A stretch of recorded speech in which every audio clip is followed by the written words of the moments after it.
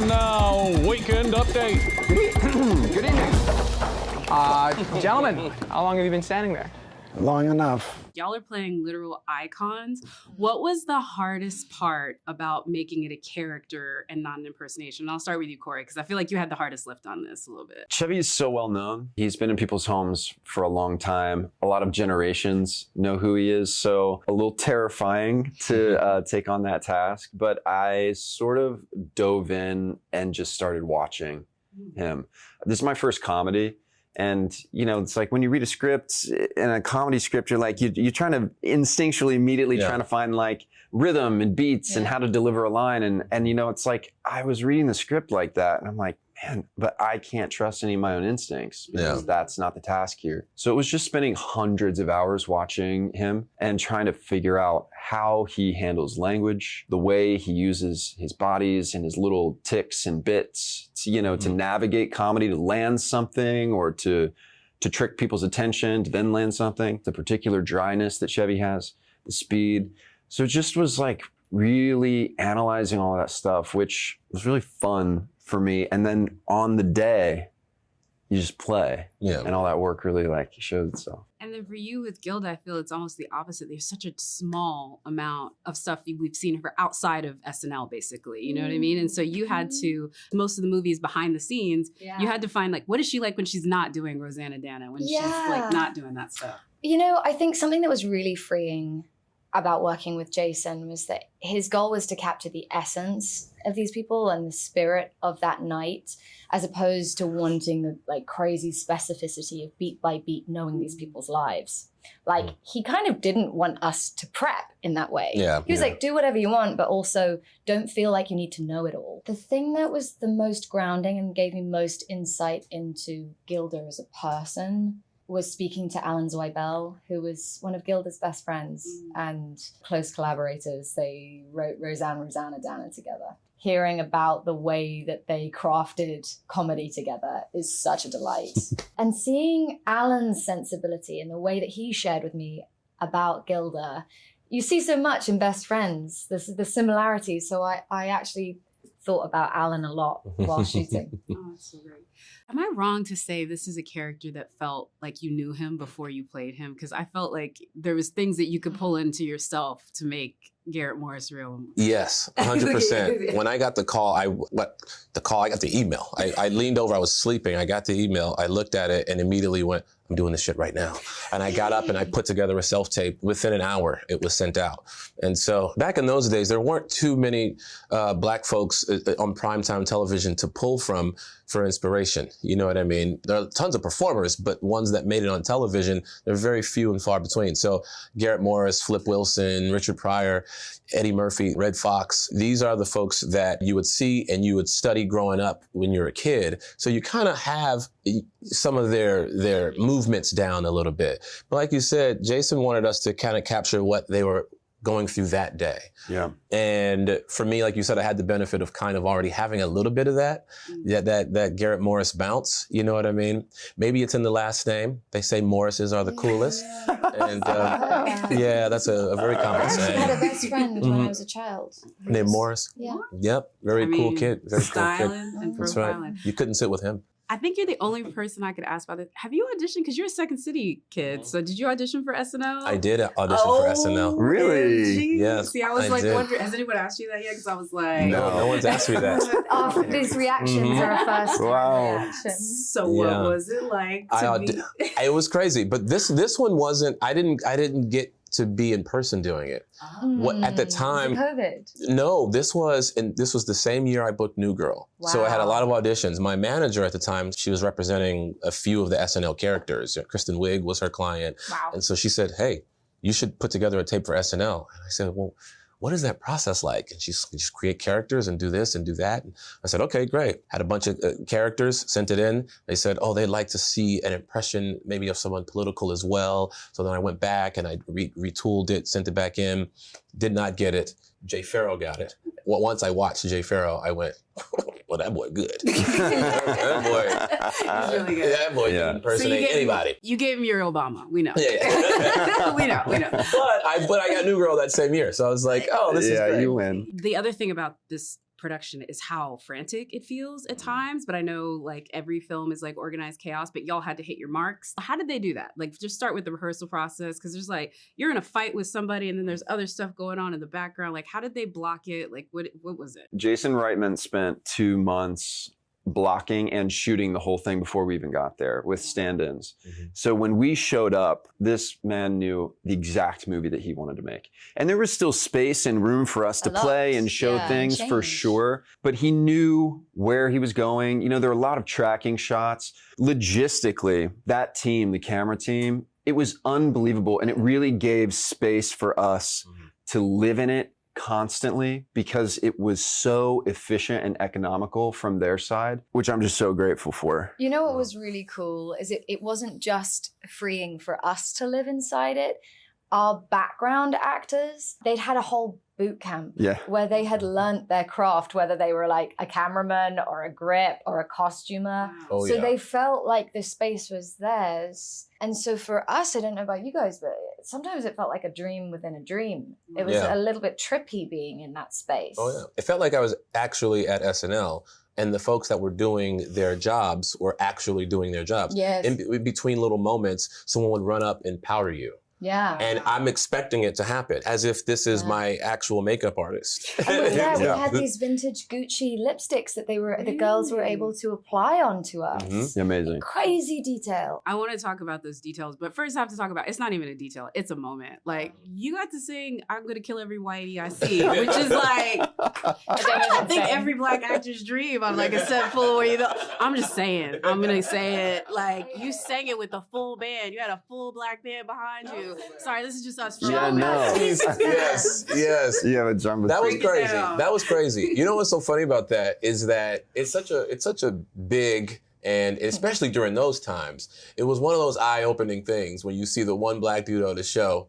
I'm not saying he was speaking from his heart, but if you so the story behind that song is crazy. Garrett tells the story that a show in the 1950s, there was this talk show where they would bring someone from the audience and make them sing. And they bring this old white lady up and she sings a song. And the song she sings is, I'm gonna get me, can I say it on? Yes. I'm gonna get me a shotgun and kill every I see. That was the song she sang, and they had to cut it and go black. Whoa. It's like, and they just got rid of her really quick. Garrett saw that and thought, oh, I'm gonna do that, but I'm gonna just change it. And then that became part of the Death Row Follies, I think. And then he said that was his moment where he knew he belonged. You know. Wow. Yeah. These can't be the right size. Yeah, you're right. They should be a little bit smaller. I'm gonna start with you, sir, because this is such a chaotic production, and through a lot of it, they're like following you as you try not to look like you're losing your mind, but you absolutely are. Was that the hardest part of what you had to do, or just being on camera for a lot of it, or? I don't know if that was the hardest part about it. I think there were, not maintaining that, but there were definitely a couple really challenging scenes that you want to get right. And I remember feeling nervous about specific moments and specific dynamics you want to bring, but feeling like you're being swallowed whole is a feeling I can slip into pretty easily. But it was great because we had 10-hour days and I could go home and rest and actually give myself time to reset, and I wasn't bringing any of that home, so I was really able to go in and out of it so that I wasn't actually being drained by the end of the day. And I think all of you have the benefit of, again, SNL has had 50 years, and the people that you portray are real people that folks know, but your character less so. Like, this is really a coming out moment for her. So how much did you get detailed-wise? Did you meet with her? I talked to her on the phone, and it was so amazing. Like, one, I feel like honored to get to play this role because I feel like Rosie is such a key part in, like, the creation of SNL, and she was on the ground floor creating it, and like not as many people know about her, so I'm very excited to share her story. And I think writers in general go underappreciated a lot of the time.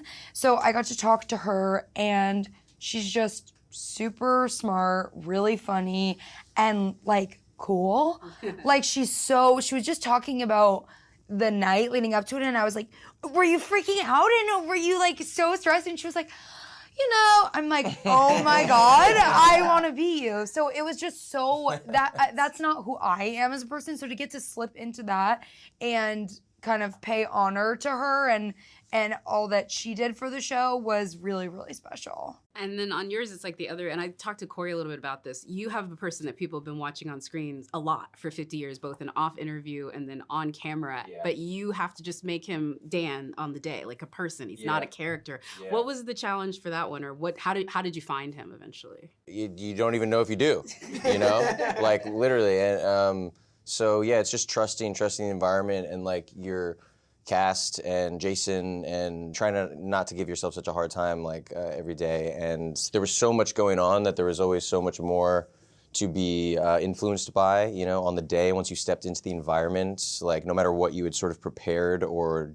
didn't, that would all kind of like maybe even go out the window or just shift so much in a helpful way, that you could use and build off of, because it was such a living organism in there. So it was just sort of like trying to really feed off that. Also, she was probably on drugs. They all were on drugs at this time. I just thought about this, also but it was this, like, yeah, like they were also not sober. So that's why she was chill when like chaos is happening. I'm like, so I should get into drugs more and then I'll be a little more chill. Have you tried horse tranquilizer? Exactly. Was there a little detail that you picked up either through the pre-production process or on the night of filming that sort of was just like this little Easter egg for you with the character, whether it be a bit of the costuming or maybe something where you were filming at? The water fountain. Oh, the water fountain for you. I always go up to the water fountain, and it got me every time. Because there was no water? There's no water. But you were thinking. I'd come out of a scene and be like, damn it. Damn it! In Lauren's office, which I would hang out in all the time, like in between when I don't have to be on set, like prepping, and there's like a plaque that says like Lamorne Michaels. And then in another set on another floor of the building in the movie, in the writer's room, he has another office, but his plaque in that office was flipped upside down. Oh, wow. And I thought that was very funny from the production guys to do that. I thought it was really great. And you worked in 30 Rock for a while, right? Am I wrong about this? Did you? No, never worked at 30 Rock. No, but you've been there. I've been to the show, and I have a lot of friends who write on the show or are on it. So when we were filming, I went to the show, and then I watched from one of the offices above that we were filming in, and I was like, this is so crazy how like spot on the set is. Which was cool. I was talking to Mr. Morris over there, and he was like, I was like, did y'all know he auditioned for SNL? Like, so he actually had, auditioned. Oh. Would any of you audition for it? Would you want the gig? Yes. Yes, I would. I don't know. Those things are a beast. Like, as the gig, as you say, like, I truly don't know. I mean, I think it'd be like such a fever dream. Like time being a consistent player on that show. It's the hours, the pressure of just every week getting it out no matter what, and at the same time, it's kind of like I could see it being like sort of soothing and structured in a way, but also absolutely insane. I think I would appreciate the continuous recycle of creativity of making something new every time. That's what I love about acting, being on set, and making films. But I feel like if you're in that for years, I think I need new environments constantly, and that's why I love this job. So I think it would be great for a couple months, and then I would probably hate it. They do burn out quickly. Would you? So I once submitted like a tape for SNL, but I never auditioned like in person. What's your favorite SNL sketch? The Tina and Amy one where they're like two like Brooklyn women hosting a talk show. Sweater weather. Oh, I got one. Sweater weather. Yes. Oh wait, I think you said this. You can say it. I was gonna describe it, but I didn't know the title of it, and then What is it? I was gonna say the one with the girl, and I can't remember her name, but she's so funny, and it's like every time she says something, it's like wah, wah, and Debbie then Downer. Debbie Downer. Yeah. Yes. That's a great one. It really is. You can use it. Okay, I'm gonna go with that. There's a great one with Fred Armisen and Bill Hader where they're doing like a history of punk, and it's about this like revolutionary punk band in England. And it's like a documentary style about them, but the lead of him is like really pro Margaret Thatcher. And that leads to his like, to the band breaking up because he could only write pro Thatcher songs. It's really funny. You got some deep cut. I was to say, you're a fan. Okay, let's see if we can get through one of these skits. Sketches. Davey, please. Okay, you ready, Kevin White? Why did you choose to go with that sort of 90-minute premise? Because you could have done a lot of different ways to approach doing a movie about Saturday Night Live. Yeah, I didn't really want to make a movie about Saturday Night Live. I wanted to make a movie about that moment of creation when something insane comes into the universe and changes everything thereafter. And I was particularly in love with these young actors and young writers who were all in their early 20s. It's like insane to think about that John Belushi was 26 and Dan Aykroyd was 23 and Gilda was 26. How young they were when they ripped television out of the hands of the previous generation. Yeah, ripped is, I think, the appropriate word for it. And then you also cast, really, I think, some of the greatest and most exciting young actors of today to embody these people. What was the casting process like? Obviously, there's a daunting. Yeah, like really daunting. I mean, it's like, where do you find someone who's going to be John Belushi or Gilda Radner or Chevy Chase or Billy Crystal or Jim Henson or Andy Kaufman? We know what these people look like. We know how they sounded. And at the end of the day, we had to kind of really boil down to the essence of what each character was. We knew there was 80 speaking roles. And so we went looking just for the best actors we could possibly find. And we looked for people who had chemistry together because they were all going to be on screen all at the same time for all 90 minutes.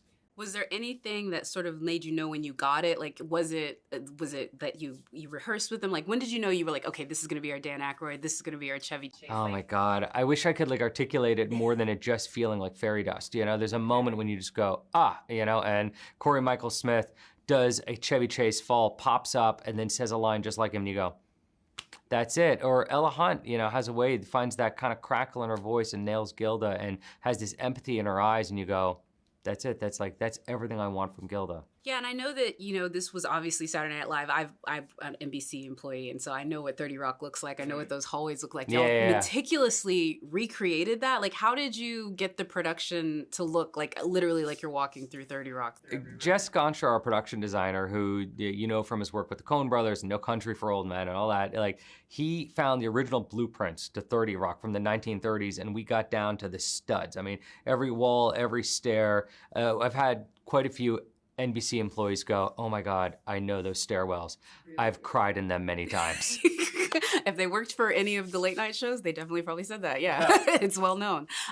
Because of that, what was your favorite bit of production design that you sort of got to put in there? Because just from behind you, there's little touches everywhere. What's your favorite one that, you hope folks pay attention to, whether it be a piece of paper or somebody that you included on the night? Oh my God, it's so hard to nail down to just one. But one of the details is the lights in 8H. Anytime you watch Saturday Night Live and you see a little bit, they have those bumpers where you see the behind the scenes and you see that kind of just that sea of lights. It's almost like it doesn't have a ceiling in there because all you see are lights. Lauren wanted more lights in that stage than they had ever put. And we had to find all these retired light fixtures from all over the country and rebuild them with modern cinema lights so that we could redo that. And the warmth of that glow that comes off of them, that makes me feel like I'm 8H. Also, the 8H doors that you've seen so many times in SNL episodes when they come in and out of those doors and there's that magic when they open and you see home base behind it. The bricks, we wanted them to look like 1970s bricks. Nowadays, bricks are so perfectly made, they all look exactly the same. So we poured every single brick from scratch that was used in the film. The llama. The llama was real? Like you knew that there was a llama back there that day? So SNL has this thing where whenever they go behind the scenes, and that is to this day, there is always a llama, a showgirl, and an Abraham Lincoln, and we knew we were going to have to do that. Oh my God, that's true. Yeah. I've seen that with the showgirl. The minute you said the showgirl, I was like, oh yeah, I've definitely seen the showgirl. Yeah. That's hilarious. Look, this is a movie that had to be just accurate on the details. Yeah. And it goes all the way down to Al Franken, eating out of a box of colon blow up on the 17th floor. There is something for the hyper comedy nerd SNL fans. You can look deep and you can find the stuff. And even if you've never watched an episode of Saturday Night Live, you know what it's like the moment before you try something for the first time. It's good that this is such a young cast because it's the 50th anniversary this year, obviously, but you're still able to speak to a significant number of these folks. And I know that there's stories that didn't make the cut. And so what is the part of the screenplay that people would think is invented? But it is actually stranger than fiction. Like, this really did happen that night, and I know you guys think they were making it up, but like, they'll know this. First of all, like everything. Like everything from them laying bricks to the last second, to Lorne Michael stealing a lighting director from another floor, to, you know, pulling the sound system out of Madison Square Garden at the last second, to Milton Berle pulling out his penis. Like, these are all real things, and it's just crazy that it all happened in the lead up to opening night. We didn't even talk about like the other people you cast, like J.K. Simmons as Milton Berle, and then like Willem Dafoe as like, you can just tell him like, man, this guy, captain of industry at a time where like you're creepy, like such a way. It was like, oh, that was like perfect casting as well. When Willem Dafoe showed up there on day one, he just sat in the stands and watched all the chaos for a full day, and every young actor was like, Willem Dafoe's still watching us. I don't know how to do this right now. Yes. I will say, you know, SNL is every week, and they get, you know, people love the sketch, they hate the sketch, everybody's got their sort of decisions. I'm sure there's one person that you want to get their opinions on it. Have you shown it to Lauren yet? Have you talked to, like, when is he going to get to see it, and where are you at with that one? I got a message from Lauren last week, a congratulatory note, and it was very kind, and that was a cool text message to get. And you also got to speak with him. Who was the person that maybe isn't as famous as like Al Franken or Lorne Michaels that you got to speak to that was informative to how you were able to sort of craft this? Maybe For me? Yeah, like Rosie Schuster. Oh. So Rosie Schuster was one of the head writers of the show, Lauren's wife, easily the funniest person we spoke to. Had the greatest stories, made Gil and I laugh nonstop. You know, what I love really at the center of the story is there's a romantic relationship between Lorne Michaels and Rosie Schuster that is a complicated modern romance. And in the same way that in the 1970s, I think that generation was challenging how we did everything and was politically changing everything. Here you had a husband and wife who had moved beyond like, where is our romance at? Because they were in the middle of splitting up, and just creatively supported each other. And even though their marriage was coming apart and she was dating someone on the show, these were two people who knew, I'm funnier and you are funnier because we have each other. And I dug that, you know, most romances in movies are pretty binary. It's like two people fall in love, great. And this is two people who are like, there's something great about us. And in this moment of high tension as this show goes to air, they knew what they gave each other. Give me a quick word. What's your favorite sketch? Favorite SNL sketch of all time? Probably Steve Martin doing a Very Special Christmas Wish. That nails me. I mean, I remember seeing it for the first time as a kid, and it was like, I didn't know this could be comedy.